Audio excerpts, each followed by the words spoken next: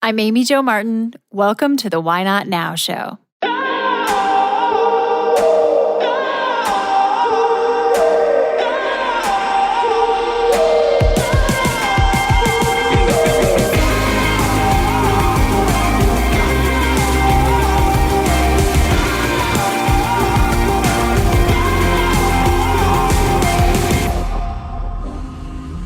You know that thing you've been thinking about doing? Yeah, that one.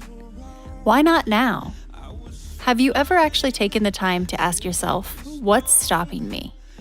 Let's talk it through. This is your chance to give that idea the attention it deserves and take action.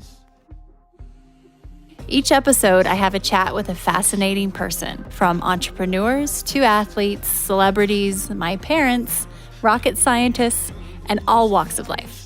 We talk through a critical time when they've asked themselves, why not now? We dissect that day or even that moment, step by step. Just let go.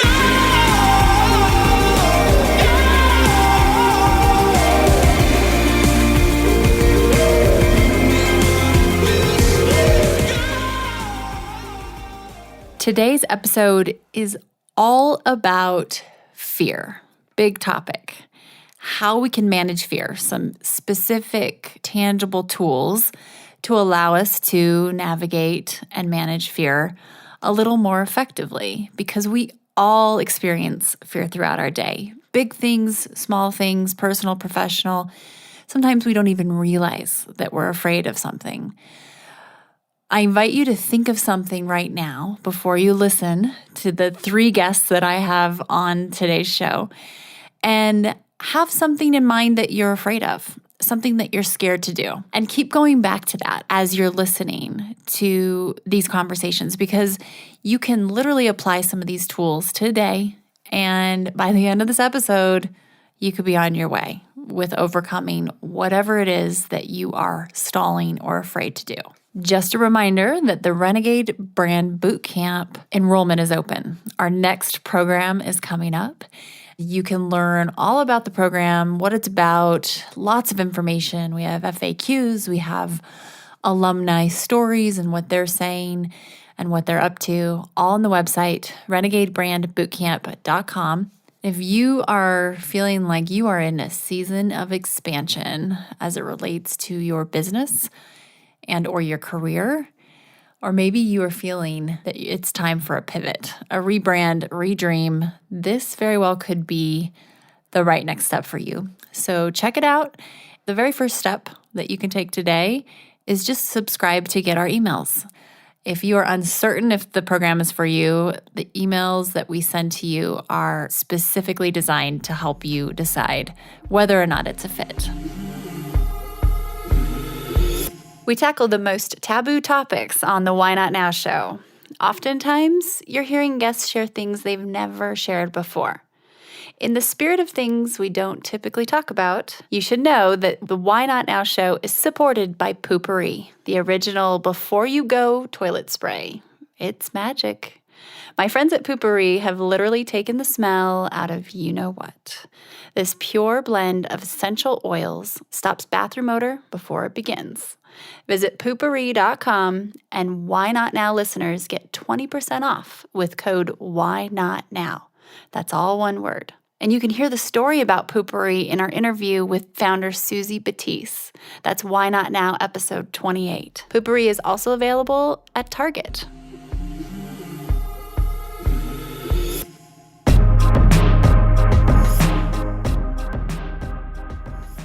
My first guest is Mel Robbins. She is a force. Mel has created 2 tools that are easy to use. You can literally do it right now. One is called the gauge. The other is the 5-second rule. And here we discuss how to use these specific examples and stories of how they can be applied. And just a little bit of background on Mel. She was the most booked female speaker in the world last year. That's just one of the things that she does. But I share that because that's how popular and valuable her wisdom is.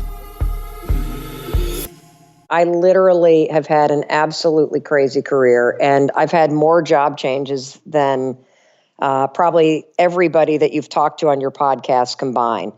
And I remember I'd been a public defender in Manhattan doing criminal defense work. I'd worked in corporate litigation, which I hated.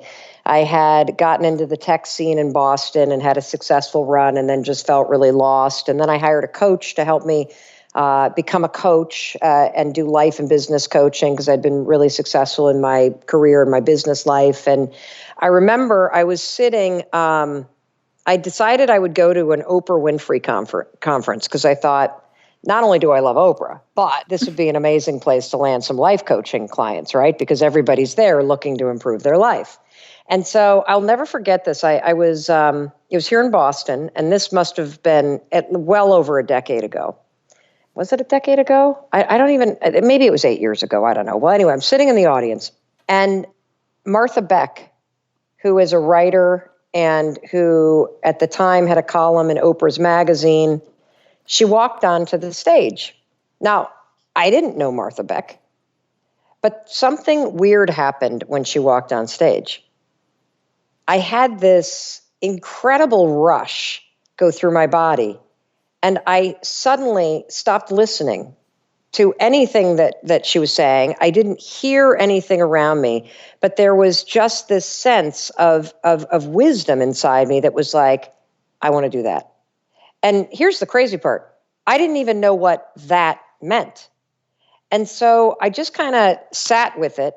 And immediately, of course, when you have one of these insights about what you want to do, or about your dreams, or about, when your intuition comes alive and your wisdom speaks to you, typically, we start to think about it too much, and we'll then start to create distance from that thing that we know that we want. And we'll start to then flood our mind with excuses. And then we, of course, will talk ourselves out of doing anything related to it.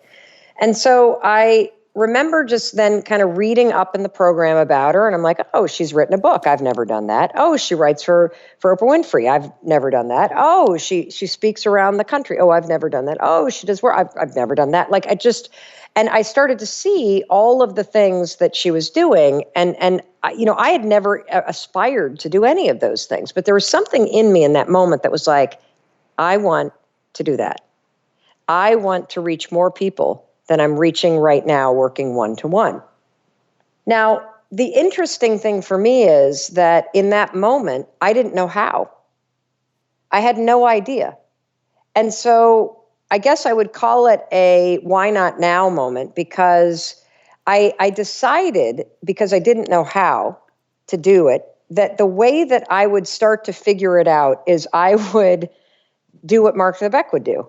So I invented this little tool, I guess you could call it, where if I were at a moment in time where I had a question about whether or not I should do something, I would stop and ask myself, well, what would Martha Beck do? And what was interesting is that in the first couple days of using it, nothing really magical happened, and I could have easily abandoned it. But the third night after this conference, and after having this intuition, and after deciding, okay, why not now? Why not just explore it? And the way I started exploring it is pausing and asking myself, well, what would Martha Beck do? So 3 nights later, I'm sitting at my house. It's like 10 o'clock at night, and an email comes into my inbox. And the email is from a friend of mine that lives in New York, and she works in PR, and she writes, I think this might be interesting for you. And I scroll down, and she has forwarded an email from a writer at Inc. magazine. I start to read the email, and this writer has reached out to PR professionals because she is looking for coaches to interview to write an article about executive coaching and life coaching. And as I'm reading, I start to come up with all these objections. Well, the email request is 20 days old. She's already got everybody. This is a waste of time. Oh, wait, she's looking for a certain certification. I don't have that. This is a waste of time. Oh, she wants people that coach people in a certain type of industry. I don't do that industry. This is a waste of time. Oh, she wants people in this geographic area. I don't live in that geographic. This is a waste of time. And then I caught myself, and I asked myself, well, what would Martha Beck do? I know what Mel Robbins would do, and she'd hit delete. What would Martha Beck do? And I thought, oh, well, she'd probably just fire off a response. So I did. That writer called me the very next morning. She said there was something about the response that I wrote that was very compelling. She had all but finished the article, and now she wanted to talk to me, though, before she submitted it. And after our conversation on the phone, she decided to scrap what she had written and start the article anew and just do a profile on me and one other coach. Now, that article ended up getting published in Inc. magazine, and it didn't lead to a single client calling me, but it led to CNBC calling. And they were thinking about doing a show about coaching. So they flew me to New York and they interviewed me and on the spot gave me a television development deal. That was the beginning of my media career. And it all can be traced back down to one moment sitting in an audience and having Martha Beck walk on stage and basically saying, I want to do that. And leaning into it right then and using that tool and answering that email. I've stumbled onto a tool that I had been using unconsciously for a long time and brought it to the surface. And it has been the single most accurate thing. I mean, the 5-second rule is a tool. What I'm about to tell you is another tool. And when you start to really dig into it, it will literally never lead you astray. So I call it I just call it the gauge, but you can call it the passion gauge, you could call it the energy gauge, you could call it the clarity gauge. Basically, I pay attention to whether or not I feel depleted or energized. And of course, along that scale of depleted versus energized, there's a whole host of feelings. There's when you're depleted, you're kind of like, meh. When you're, and think about it like a fuel gauge, like a car, you're on empty. Ugh. If you're a quarter tank, you're fine. If you're half tank, you're good. If you're 3/4 of a tank, you're like, great. If you're full tank, you're fully energized. You're awesome. And so I pay attention in business, in life, in relationships, in friendships, in conversations, in business deals, to whether or not I'm energized or I'm meh.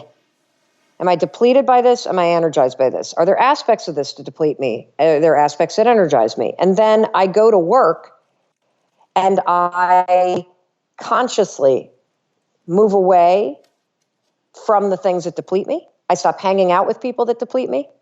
And I do more of what energizes me. And in fact, the reason why I have gone from being the most booked female speaker in the world last year to now launching a online course and publishing business that in 16 months flat is doing 7 figures. The reason why I was able to make that turn is because I started to notice that, holy shit, here I am, I'm making all this money, I'm on the road like crazy, my dreams are coming true, I'm impacting people's lives, I'm spreading the 5-second rule, but I'm depleted. Mm-hmm. I was going to ask you about that. That's a lot of planes. Yeah, you never feel like you think it's going to get what you want. And that's important because the thing we think we want is never really what we're supposed to have. It's just the beacon that gets you moving. And along the way, you need to be paying attention to those signals, that inner wisdom that your body is sending you. And if you are in a job or you're in a relationship that depletes you, that is a very important data point. What are the things that you can do to shift that relationship or get rid of it or whatever so that it's more energizing? Love it. So let's say someone's listening and they are working for XYZ company. Maybe they are working from a cubicle or they're on their drive to work and they're listening and they've always wanted to start a flower shop, but they've been doing this other job for so many years and they want to make this leap. How would you advise them to use the gauge as well as the 5-second rule, if it applies, to address the situation, which is basically a why not now situation? Yeah. So first of all, clarity is present. You know what you want. The only thing that's not present is action. You've been busy thinking about the flower store, but you haven't actually done anything. And the flower store is not going to open by thinking about it. And you're actually not going to get clear about whether or not you want to open that flower store by thinking about it. You will only get clear and know whether you need to do it if you start working on it. And so there are two things that you can do. The 5-second rule is freaking unstoppable, most powerful tool you could ever use to break the habit of overthinking, break the habit of self-doubt, break the habit of procrastination. The second that you are like, I really want to be in the flower business. Great. Stop thinking about it. 5, 4, 3, 2, 1. Start doing some research. Look up flower stores. Buy some books on it. Take a flower arranging course tomorrow. 5, 4, 3, 2, 1. Instead of going on Facebook, why don't you go drive to some flower stores and see if anybody has any part-time work on the weekends? 5, 4, 3, 2, 1. If they don't have it in your neighborhood, go to the next town over and look for it. Like there are ways to get started on something that require not thinking, but action. And so what I find is that everybody that's stuck is that what's missing is not thought. That's the problem. What's missing is action. And now here's the thing for the person that wants to open the flower store.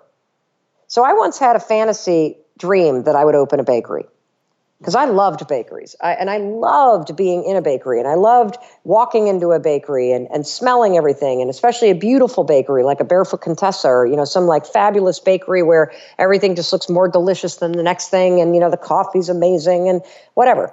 So I went to work in one for a weekend.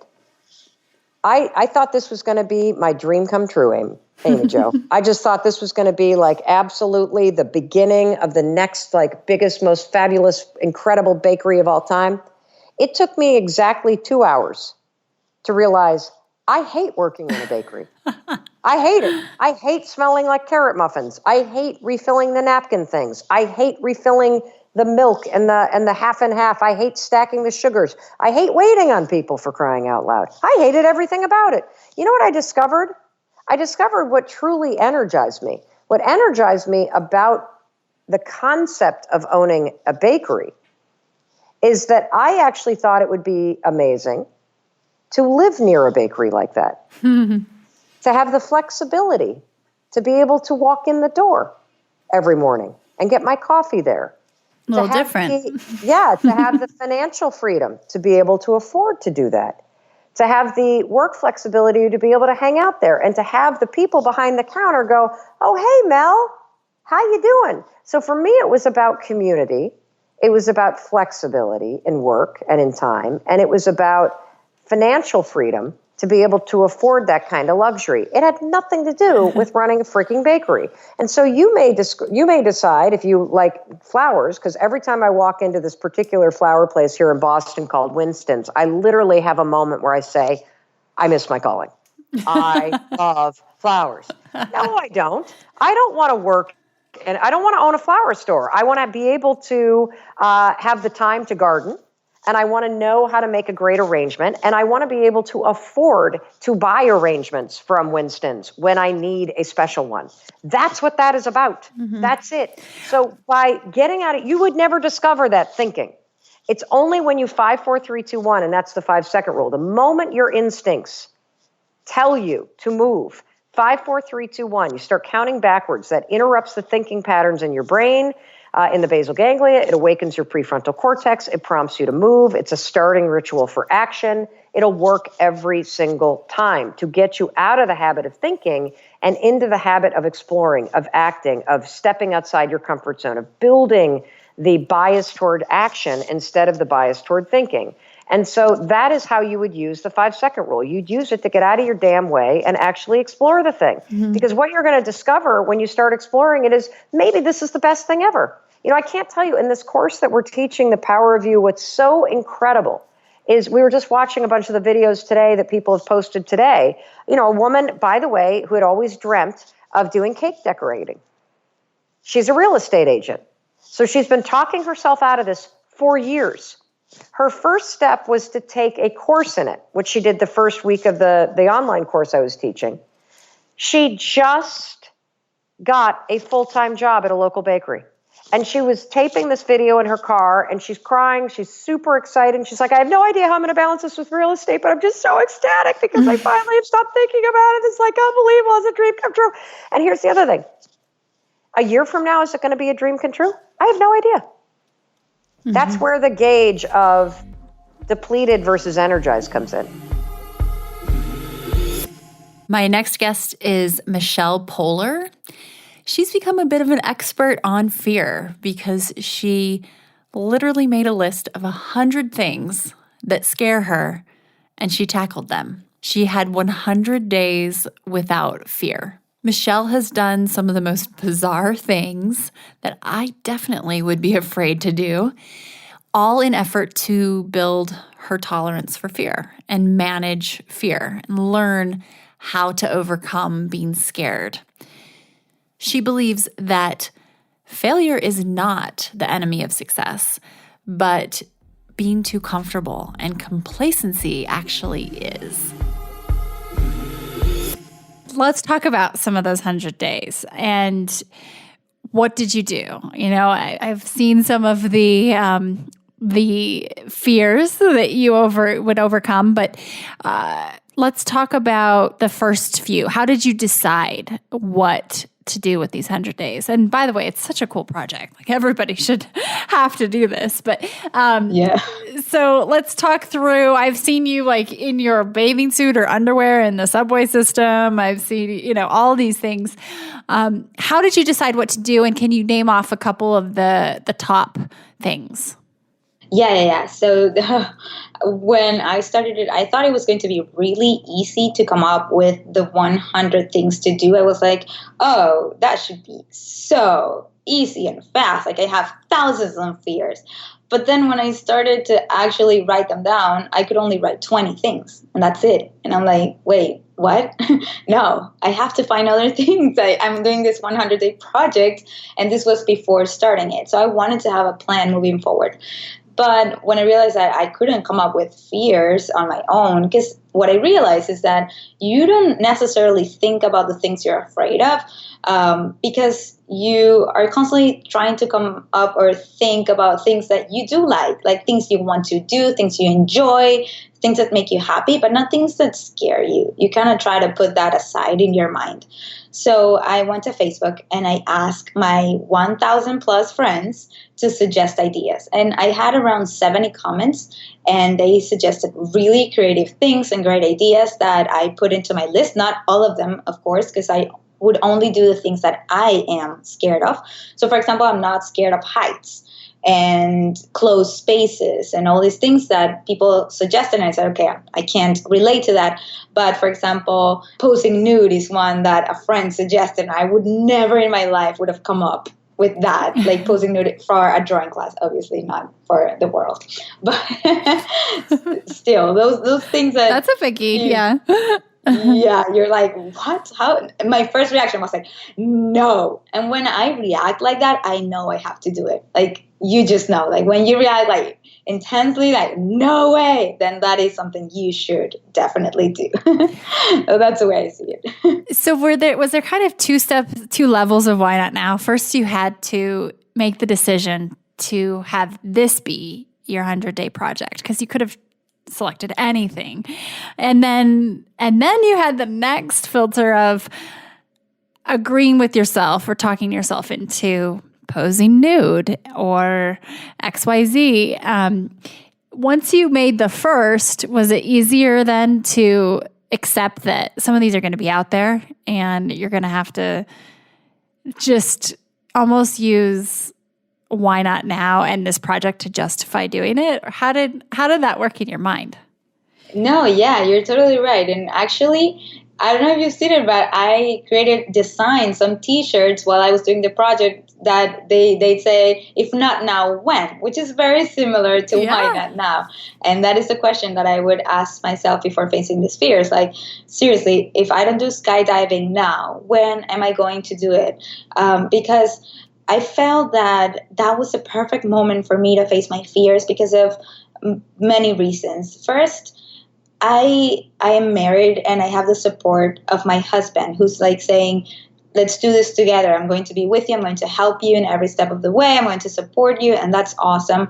But at the same time, we don't have kids. So I don't have any life depending on me. So I was like, this is a perfect moment for me to do all these kinds of crazy things because I know that when I have kids, I will have a harder time saying yes to these things. And also, I was 25 at the time, or 26. I can't remember. I'm 28 now. So it was 2 years ago. It's probably 26. And I was like, I'm still pretty young. I have my entire life ahead of me. I want to live a life that is fulfilling, that I feel like I am living in this moment, like in the moment. And I'm in New York. This is the perfect place for me to do these random things. For example, when I did the challenge where I was walking around the subway in my bikini, you think people would pay attention to this, but not really, or not in New York. Like if I do this anywhere else, everybody would be like calling the police. Like there's a crazy woman walking around. But in New York, no one cares. So it's actually a good place for you to just do all these things and understand that actually no one cares. What a takeaway. What an awesome takeaway is that people don't care about what you're doing as much as you think they do, but also just a bit of a green light to one of the challenges that also made me think about this, also in the subway, by the way, is when I decided to ask for money in the street. Like I'm not even prepared for this, so I didn't dress like homeless or anything. I was just dressed as myself, but I sat on the floor in the subway and I put a sign saying, "Can't angels wear Prada too?" or something like that. So I was asking for money to buy Prada shoes, and everybody would just ignore me. They would not even look at my sign or look at me. They see someone in the floor with a cardboard box open and they ignore you. And at first I was like feeling very rejected, and I was like, come on, people, just read the sign. It's really funny. But after a while, I started actually feeling great. Everybody was ignoring me. I could just be in New York observing everyone and just looking around without anyone looking at me. And it felt even nice. What a great place to take this on. So you're doing these every day. And do you find yourself raising the bar a little bit as you were going? And second part to that question would be, did you find it got easier? So like the fears, they're so different from each other that you can't just categorize them and say, oh, I'm facing fears again, because each one is completely different. So going on a roller coaster, getting a piercing, driving by myself at night, getting a Brazilian wax, you can't say, oh, so I jumped off the plane, so the Brazilian wax shouldn't hurt that much. No, but what happened throughout time is that I realized how I started to build this confidence, and in the way that it was never as bad as I thought the fear was going to be. So every time I was going to face a fear, I was like, this is the worst one. I know it. I know this is not going to go well. And then I do it and nothing happens. In fact, I most of the times got a nice experience out of it. And I was like, oh, okay, that wasn't that bad. But the next one, oh my God, I'm going to die tomorrow. And then same thing. And it was every day like that. So it got to a point that I'm like, okay, every day I think it's the worst fear, and then again I realized that it's not. So that gave me the confidence to keep going and think, okay, maybe it is not the worst fear, and I just have to do them and then evaluate and say, okay, which one was actually the worst fear? And I can't say that one was the worst one, because they were never as bad as I expected them to be. And I think expectations play a big role in terms of fear, because fear is all about the expectation, not the actual action that you're doing. Huge, huge. And I saw your list of categorizing, I think, different types of fear is basically what you were saying, but didn't you net out to only a few things that this really came down to? So whether it was skydiving or walking through the subway in your bathing suit or in your underwear, you were able to come up with a bucket for each. And what were those, and how did you arrive at that? Yeah, so as I was facing these fears around, I don't know, it was halfway through the project, I realized that many of the fears felt very similar to each other. So even though I was doing 100 and they were all different actions, some of them felt very similar. For example, whenever I went to get the piercing and whenever I did the Brazilian wax and whenever I went to donate blood, all of those three felt the same kind of fear. So I put them together in a group that I called pain. And I was like, oh, okay, I'm afraid to feel the pain. But I know it's more about the anticipation of feeling the pain that it is actually about the pain. So I was like, what other buckets can I create? So I put 7 buckets together, like rejection, embarrassment, loneliness, danger, disgust, control, and pain.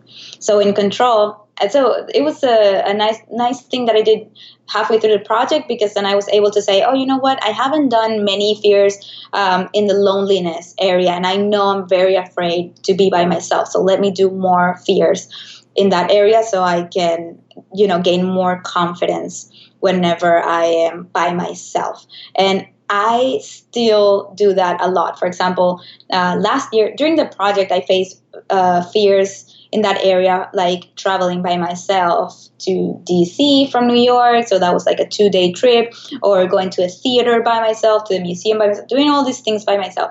But this year, even though I was not doing the project anymore, on my birthday, I decided to spend my birthday by myself and do all the things I love doing. And it was an amazing birthday. So even though the project is done, I still face these fears and I still kind of categorize them in my mind. I imagine I wouldn't say addictive, but I imagine it's something that you seek out to maybe do, I'm guessing, because of how you feel after. Is there not an adrenaline, because some of these aren't necessarily adrenaline, maybe they all are, I don't know, focused, but is there a sense of just relief and accomplishment and overcoming that becomes a little bit addictive?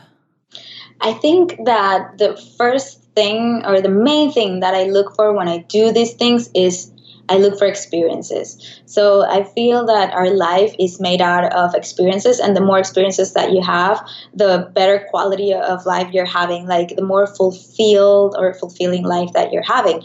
So I think I spent my entire life avoiding fears.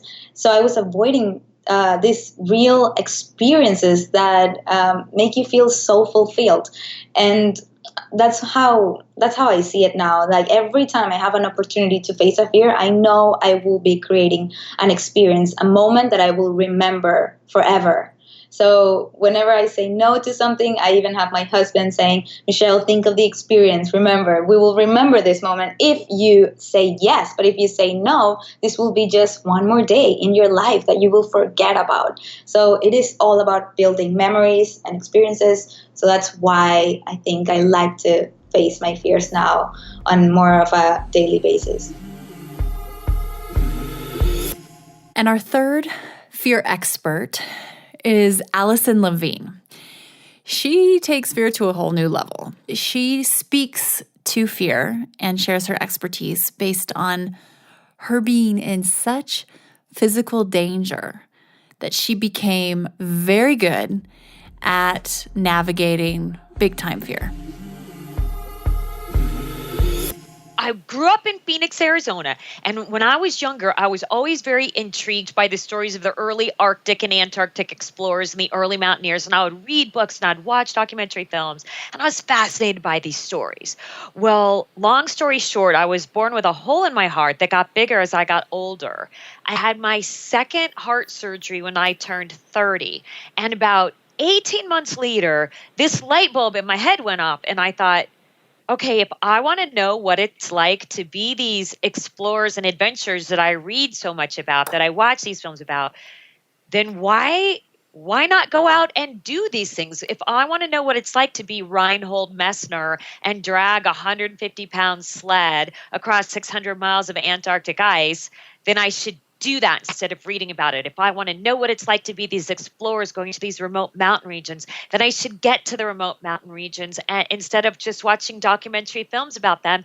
And if these other guys can do it, then why not me? And at that point, I just thought, well, I'm healthy enough now that I have had this second surgery and there's nothing stopping me. So the why not now was sort of a why not me? Because there's nothing in my way at this point. And granted, I climbed my first mountain when I was 32 years old, and that's a bit later in life to start picking up an extreme sport like that. But why not? I mean, I always say there is no time like the present, and the only time that's promised to you is today. So if you don't do it today, then when the hell are you going to do it? I love that you said, why not me? Because that's a bit of a theme among people that I speak with. And it's kind of like, if not you, then who? If not now, then when? Why not me? And so when you asked yourself this question, you ended up climbing your first mountain at 32, what I found so fascinating about your story is that you've changed gears a few times, and even how you first started in getting an internship from being a hostess at a restaurant. And can you talk a little bit about, and you don't have to go, you can go as deep as you want, but there seems to be this craving for change and lack of fear for moving your ladder to another wall and deciding to climb it. So many of our listeners are getting ready to make a big change in their life, whether it's career or it's health or it's relationship. You just have this ability to kind of naturally accept that you're going to change swim lanes, it seems. So, and then now, even now as a professional speaker. So this is a really cool aspect and theme about your story. I love the term you just used about two of the terms you just leave, move your ladder to another wall and changing swim lanes. I love that. I love changing it up and switching it up. I don't necessarily like routine. I don't necessarily like predictability because I think life should be an adventure. And I think it's kind of fun to not know what's coming next because we all have the ability to change swim lanes, right? And switch it up. And sometimes people are afraid to do that or they're hesitant and because they don't know what's going to happen or maybe they're just afraid that they're going to fail. But what you always have to remind yourself is that you will never see change unless you take risks, and you'll never be able to take risks unless you're okay with failure. And what you have to remember is failure is just one tiny thing you did at one point in time. Failure does not define you. Failure does not stay with you the rest of your life. It's just one thing on one day. And once it's over, and you learn from it and you move past it. But that's why I like changing things up because I'm not afraid to fail and I'm not afraid about things not working out because you just change gears again and move on. And you always have options if you're willing to create them for yourself. And getting that internship with Mattel when I was a hostess in a restaurant came about because, I was working the hostess stand. I was seating parties that came into the restaurant and I was taking phone calls from people that called in to make reservations. And someone had called in from a resort in Tucson and was going to send a large party from Mattel Toys in there. They were in town for something called Toy Fair. And they said, we've got, I forget how many people it was, 8 people or 12 people, however many it was. And they said, we're sending them in for dinner. And I said, great, and wanted to make sure we had a spot for them. But then I realized, Mattel Toys, they had this He-Man Masters of the Universe toy line that was really big at one time. I think in its best year, it did $800 million in sales. It was an insanely popular toy line. And 7-Eleven convenience stores had just started serving Slurpees and He-Man Masters of the Universe cups. And so I asked the boss of the restaurant if I could run down to 7-Eleven and buy a bunch of He-Man Masters of the Universe plastic Slurpee cups and bring them back to the restaurant and serve them their drinks in these cups. And so I put these cups down on their table and they thought it was the funniest thing. And they said, oh my gosh, where are these from? Who did this? And, I went back over to the table and I started talking to them. And then I ended up parlaying that into a job working at this big toy conference called Pre-Toy Fair, which was in Tucson, which preceded the big Toy Fair conference in New York. And I ended up getting a job at Toy Fair in New York and then parlayed that into a marketing internship during the summer. And it really does show you that just taking a risk or doing something a little bit silly, a little bit crazy, a little bit unexpected can change the trajectory of your career or of your life. Sometimes just asking one question can change things for people. So ask the question, take the risk, do this silly thing, do something to make yourself stand out, because sometimes you can't necessarily stand out if you're doing things the same way that everybody else is doing things. A few of these examples where you've gone the extra mile have paid off. It's cool to kind of get a little bit better of an understanding of how you've navigated into some of these situations. You go on your first climb and you were 30, right? Your first mountain? 32, yes. 32, I had my okay. second heart surgery when I was 30 and then did my first climb when I was 32. Okay. And this is what was interesting about your bio kind of. It's like, you did this and then all of a sudden this is your thing. Like you're on another one. And right. Were you working at the time and did you just kind of go on leave? Well, I did read that it was like after 9/11, you kind of offered to take a sabbatical that was welcomed because of the state of the economy. I climbed, the first mountain I ever climbed was Mount Kilimanjaro. And I quit my job. I was starting graduate school. I decided to go back to business school because I wanted to start an adventure travel company, which never happened. But that was initially why I went to business school. But I quit my job 2 months before I started business school. And that's when I went to Kilimanjaro. And I had planned to go on this trip with 2 girlfriends. And I was so excited because this was going to be my first mountain. And my first physically demanding thing that I had done since I had my heart surgery. But a couple of weeks before the trip, my girlfriends decided they wanted to go to Club Med in Cancun instead.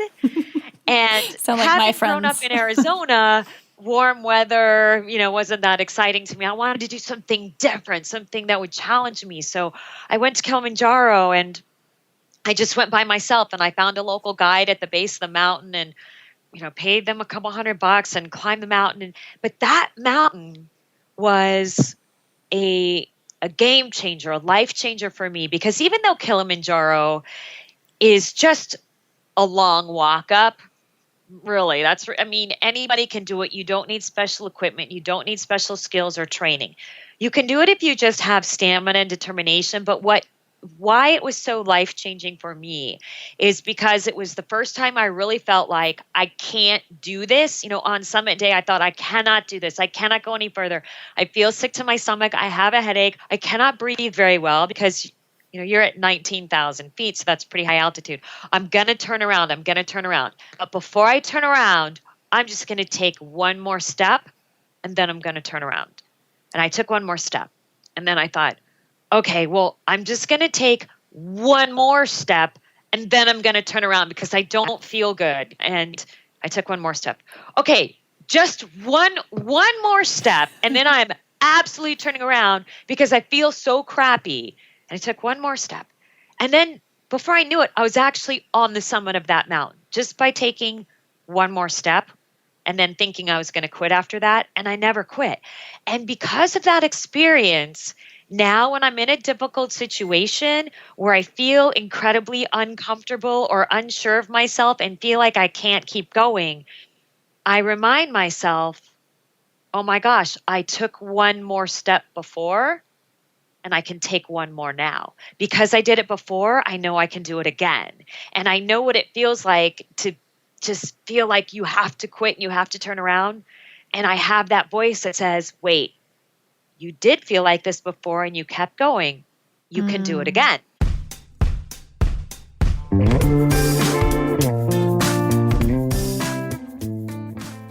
Hey everyone. everyone. Thanks for listening to the show.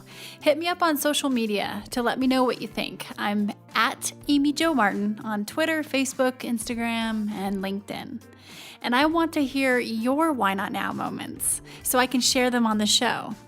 Just send me a note to whynotnow@amyjomartin.com. For show notes and other offers, you can visit amyjomartin.com/whynotnow. And while you're there, don't forget to sign up for my email newsletter for exclusive content and announcements. A big thanks to Rock Salt Music for all of the tunes by the talented John Coggins, and of course a hat tip to Richard Brewer for editing and producing the show. I'll see you next time, and until then, why not now?